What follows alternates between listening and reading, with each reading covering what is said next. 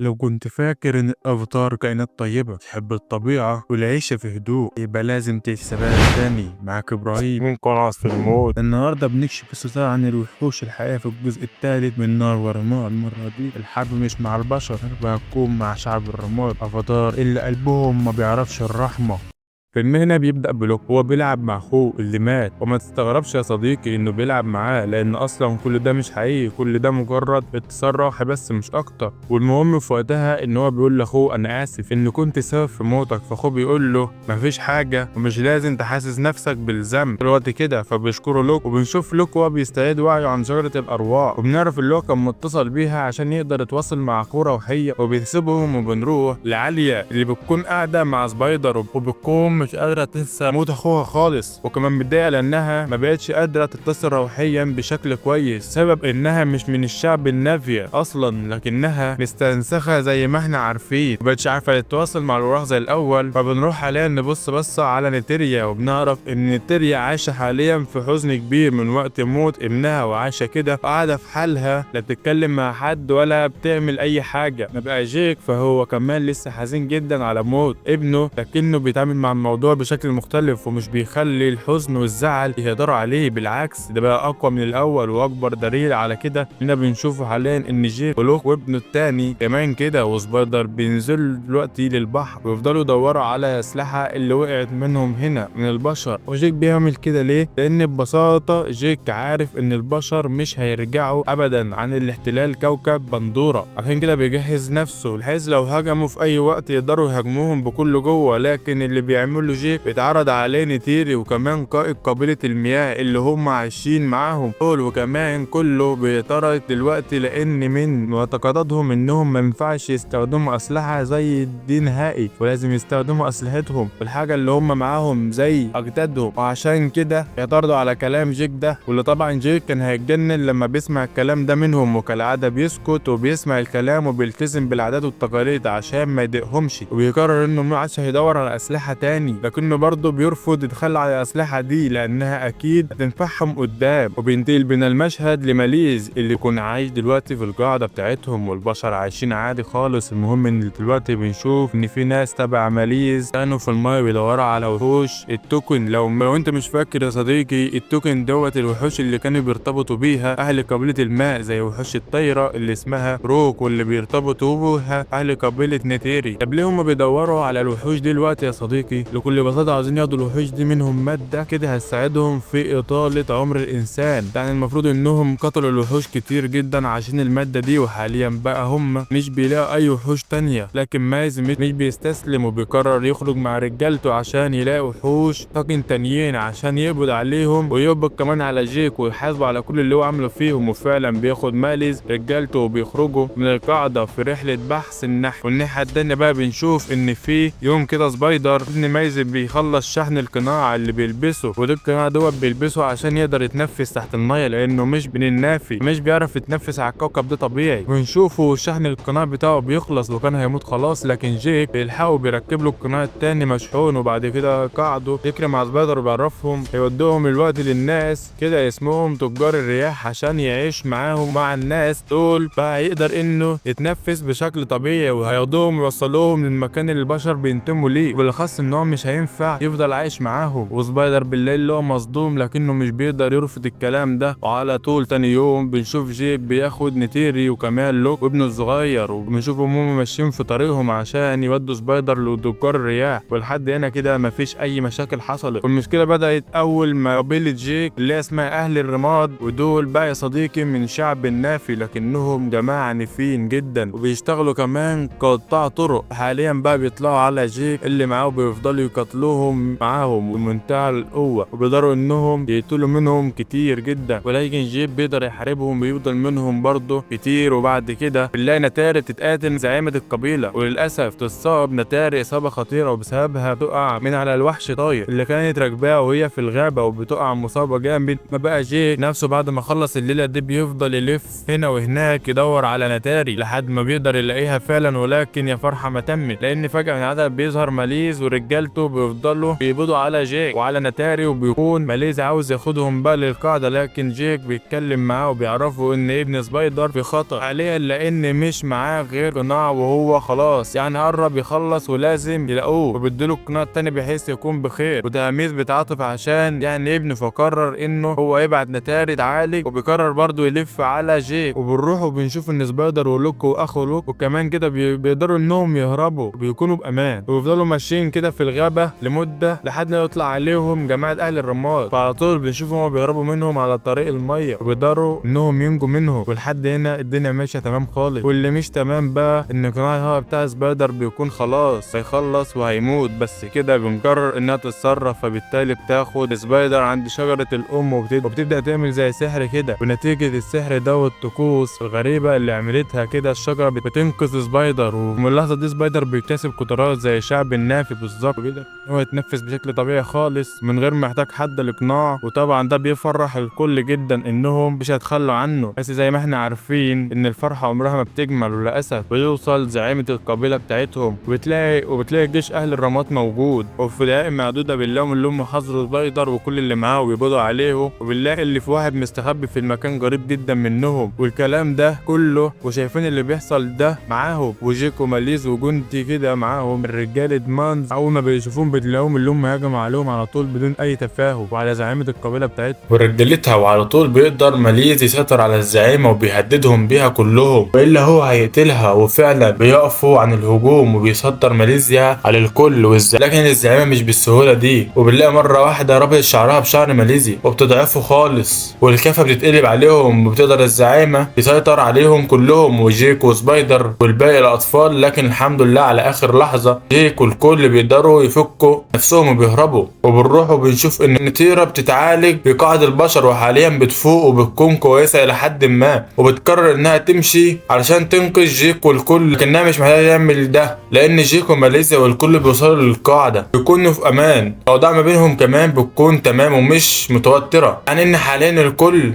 بيتفاجئوا من اللي حصل مع سبايدر ويبداوا بقى يدرسوه. فبليون الشجرة الأم أو شجرة الأرواح ادت له قوة كبيرة وخلته عنده نفس الصفات اللي عند الشعب النافي، ودي طبعا معجزة. وبالتالي من هنا الكل بيقرر إنه يعملها علشان يقدروا يعيشوا على الكوكب بشكل طبيعي زي ما مايز، لكن هيعملوها كده إزاي لنفسهم كلهم لسه محدش عارف. وبنشوف اللي الكل مشى من القيادة، وبنروح حاليا لكده اللي بنشوفها وهي بتوصل عند شجرة الأرواح عشان تتواصل مع أمها، ولكن مش بتقدر تعمل كده وبتخرج من التواصل وهي مريضة. وهنا بقى بتسأل جيك والكل عن امها، فبيعرفوها الكل ان حاليا انها ملهاش ام، لكنها يعني مستنسخة من عالم تاني وكانت موجودة على الكوكب هنا، وتعتبر هي النسخة من العالم ده ولكن صغيرة طبعا. وبتصطدم بالكل ولكن بتسكت وبترضى بحالها. بتعدي الموقف بعد الكلام ده كله، وبنشوف ان زعيمة قبيلة الماء اتجمع مع جيك وكل اللي يعرفهم ان البشر لسه مستمرين في قتل الوحوش توكن، وبيقول دلوقتي ان السبب في كل ده وجود سبايدر معاهم، ان سبايدر لازم يفرقهم بقى ويمشي لان مش منهم اصلا بل من البشر. وبيطردوا جيك ان هو يوافق علشان ما يعملش مشاكل، لكن لوك مش بيوافق على كده، وبنشوف انه مش عارف يعمل ايه دلوقتي، وكل شويه عمال يسخر حد ما لوك بنت زعيمه القبيله بتاعه المياه اللي هي اصلا بتحب لوك. بالمناسبه بتقول للوك انه لازم يروح يرتبط بالوحوش توكن معينه، هو بقى لو عمل كده هيقدر عادي جدا يجرب كل انه يعيش هنا مع اخوه واي حد هو عاوزه، لان ساعتها يكون بطل قدر يعني ان هو يربط مع وحش توكن. ففي الوقت ده لوك بيقرر يروح ياخد الرحله دي ويحاول يتواصل مع الوحش توكن الاسطوري ويخليه وحش قدامه. هنشوف لوك هيعمل ايه.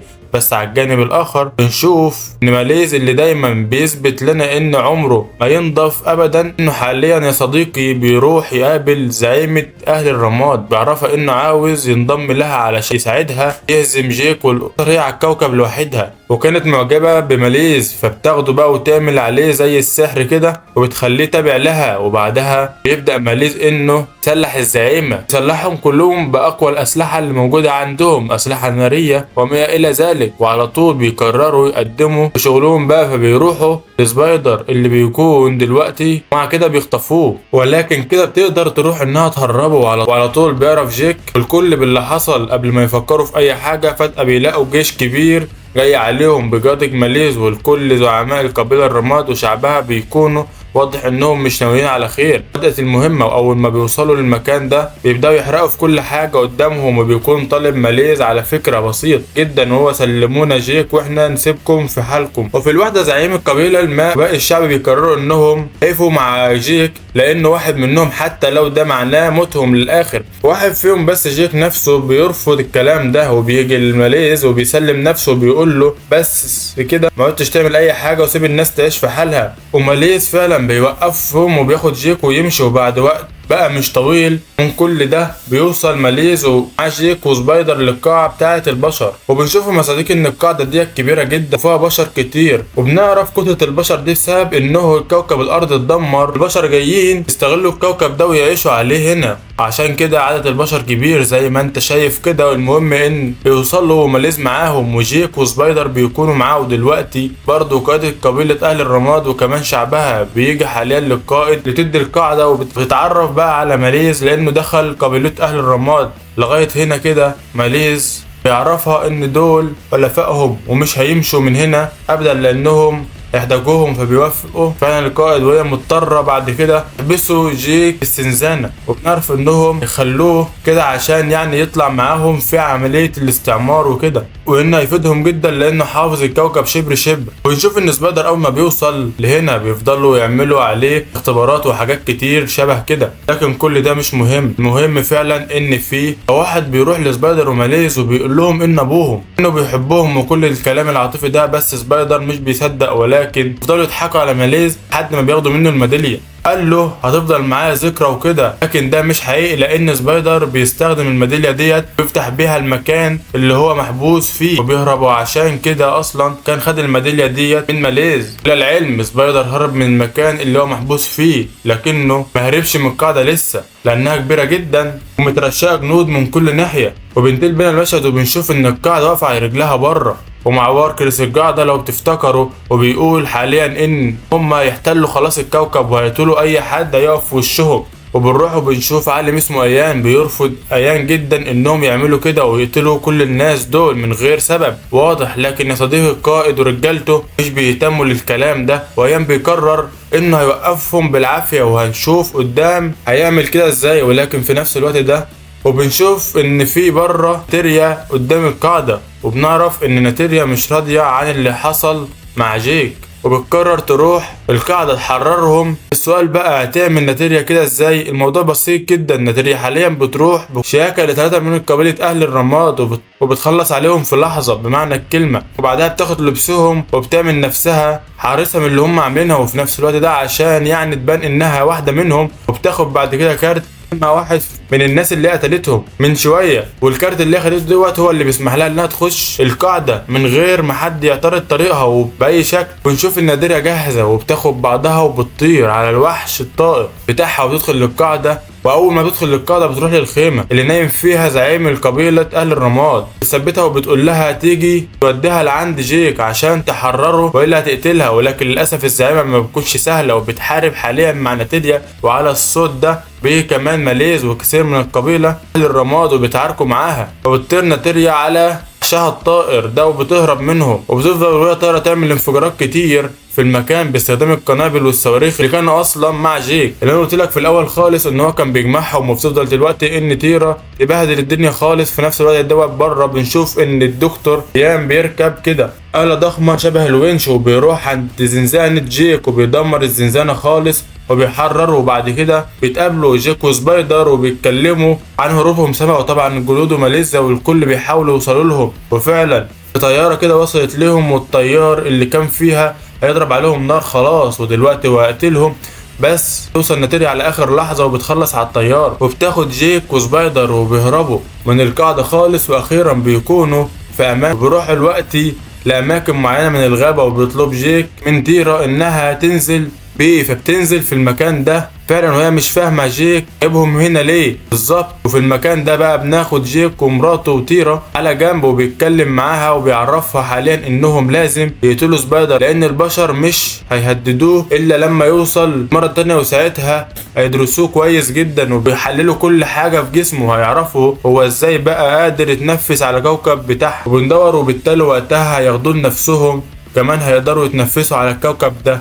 وده هتكون مصيبة لهم كلهم، علشان كده لازم يقتلوا سبايدر الوحيد. فبتتصدم ناتيريا، لكن هي بتشوف ان ده للأسف هو الحل الوحيد، فبتوافق على الكلام ده. وجيك بقى بياخد سبايدر على جنب، بيقول خلاص هيقتله، لكن في الآخر لحظة مش بيقدر جيك انه يسيبه عايش ويحارب ماليز وباقي البشر لاخر نفس في حياته. وهي الطريقه المختلفه اللي هو ناوي يعملها يحارب بها بسيط. جيك حاليا كان بياخد بعضه وهيروح لعند الكهف ده، وهناك بيتصل بوحش تروكو الاسطوري اللي سبق واتصل بيه قبل كده زمان خالص، وكان اول واحد تقريبا يقدر يتصل بوحش عملاق زي ده. من وقتها اصلا وكل الناس كانوا شايفين جيك انه شخص مميز ومش عادي ابدا. المهم ان جيك حاليا بيتصل بالوحش تروكو، بياخده وبيطير بيه وبيروح عند قبيلة الماء، وبيتقابل هناك مع الزعيم بتاع القبيلة. والكل اول ما بيشوفوا جاي دلوقتي بالوحش العظيم ده بيقرروا انهم ياخدوه معاهم في صفهم، ويفضلوا يحاربوا فيه لاخر نفس. بيكبر شعب النافي من كل مكان وكل القبائل، وكلهم بينضموا لجيك في حرب دي. لكن جيك بيشوف ان ده كله مش كفاية برضه، وبينادي عليه وبياخد جيك الكل، وبيروحوا يتقابلوا ملوك الوحوش التوكن.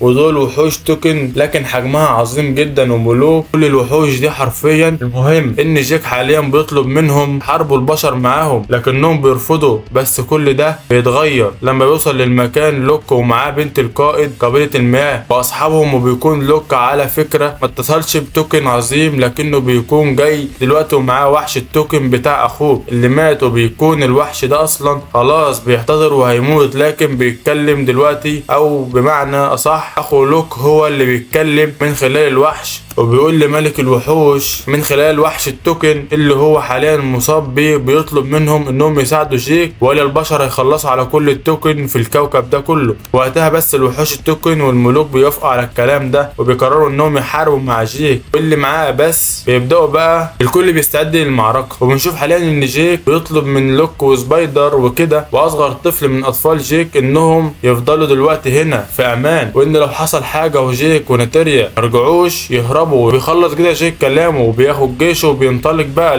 لحربهم. على الناحيه التانيه بنشوف ان البشر بقياده القائد بتاعهم كان بيقرر يروح للمعركه دي بكل جيشه ومعداته، ولكن مش بياخد معاهم لا ماليز ولا قبيله الاهل الرماد، لانهم شايفين انهم فشله ويخسروهم. وبنشوفهم هم ماشيين في طريقهم، وبعد وقت مش طويل من كل اللي حصل ده بنوصل عند جاك واللي معاه. وهنا بقى بيبدا المعركه، وبنشوف المشهد بيكون دمار شامل. الوحوش التوكن وملوك في مشهد مهيب، وبيحاربوا البشر وبيدمروا معداتهم، يفضلوا يقتلوا فيهم. ويبداوا كمان جيك وناتيريا وباقي الجيش بوحوشهم سواء التوكن او التروكو يفضلوا يقتلوا في اي حد قدامهم. وللاسف كل ده ما كانش كافي، لان بيجي دلوقتي وماليز اللي معاهم بينضموا للمعركه. وساعتها بقى بيقع جيك من على التروكو بتاعه وبيكون هيموت، فبيشوفوا سبايدر وكده وكمان لوك في حاله، وبيسيب اخوهم الصغير هنا وبيقرروا يروحوا ينقذوا جيك. وفي الوقت ده بنشوف ان تيرا كانت مع زوجها القائد قبيلة المياه واللي كانت مصاب وبيموت من المعركة، وفوق كل ده اصلا كانت حامل. فبتفضل ناتيريا تحاول تولدها لحد ما بتنجح، وفي ده وبيموت بعد كده السوكو. في الوقت ده بتاخد ناتيريا الطفل عشان تهرب بيه، لكن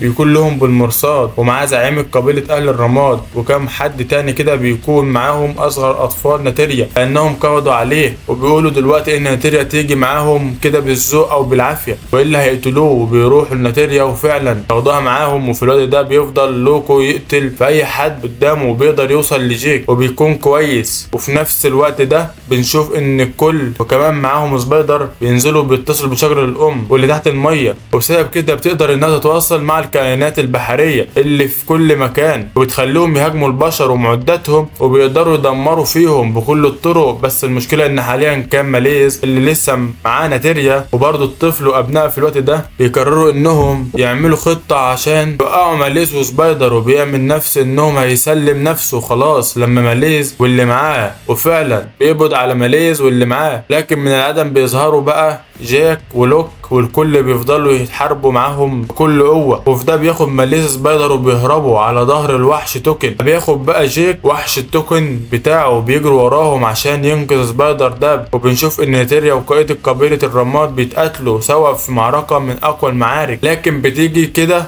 اللي بقت قوتها مضاعفة حاليا بسبب اتصالها بشجرة الام، وبتقدر تهزم زعيمة قبيلة اهل الرماد بمنتهى السهولة، وبتنجز امها وطيرة وكمان اصغر اخواتها. في نفس الوقت ده بيوصل جيك عند ماليزيا اللي بينسى سبايدر خالص، وبيفضل دلوقتي يتقاتل مع جيك في المعركة قوية جدا. بتلاقي في ضرب يمين وضرب شمال، وبيفضلوا الاتنين يكسروا في بعض ومش راحمين بعض، وكل ده بيحاول سبايدر انه يزعل جيك، لكنه بيقع من فوق الجبل ده وبيكون هيقع وسط النار اللي في كل مكان ويموت. بس ماليز برضه لسه ابوه، وعشان كده مش بيقدر يسيبه يموت، يسيب المعركة اللي مع جيك خالص وبيروح ينقذ سبايدر قبل ما يقع. وبيجي بعدها جيك وبيطلعهم، وبيكون كل حاجة تمام او مش تمام قوي، لان حاليا بتوصل ناتيريا ولوك وكده الكل بيكون دلوقتي هيقتلوا ماليز. وبيحاول جيك يوقفهم ويفهمهم ان ماليز انقذ سبايدر، لسه في جواه حتة خير. لكن ماليزيا صديقي بتقرر انها تريح الكل منه من غير ما حد يحارب معاه ولا حاجة، هو من نفسه كده بيرمي نفسه وسط النار وبيموت في مشهد مريح للكل. واخيرا خلصنا من الشخص القذر ده، وبرضه كلف البشر وحروبهم بمنتهى وجع الكوكب بندورة امان من جديد. وبس بيعدي الوقت وبيعيش جيك وعيلته مع باقي شعب النافي امان، وبنشوف حاليا انهم بيحتفلوا بان القائد قبيلة الماء اللي قتلك يعني ان ام خلفته وهي بتموت حرفيا، طبعا بيكونوا الكل سعيد. واخيرا بنشوفها في الفيلم ده، وان كده وسبايدر بيتصلوا بشجرة الام، وساعتها بنشوف اللي كل الناس ماتوا من شعب النافي اللي منهم، وبتلاقي اللي الكل بيرحب بسبايدر وبيكونوا مبسوطين جدا بيه. وساعتها بيقولوا له انت بقيت حاليا واحد مننا، واحد من شعب الناب. فبيفرح سبايدر بشكل مش طبيعي لانه كده هيكمل حياته معاهم على الكوكب بندورة بكل بساطة وفي سعادة. لحد هنا وحكايتنا خلصت، بس الاكشن عند ابراهيم لسه مخلص. لو الفيلم عجبك والملخص كان على مزاجك ما تنساش اللايك المتين والاشتراك في القناة عشان يوصلك كل جديد، وقول لي في التعليقات تحب اعمل لك الملخص جاي يكون عن ايه. نتقابل يوم الاربعاء الجاي في سهرة اكشن جديدة. كان معاكم ابراهيم من قناة فيلموري، سلام.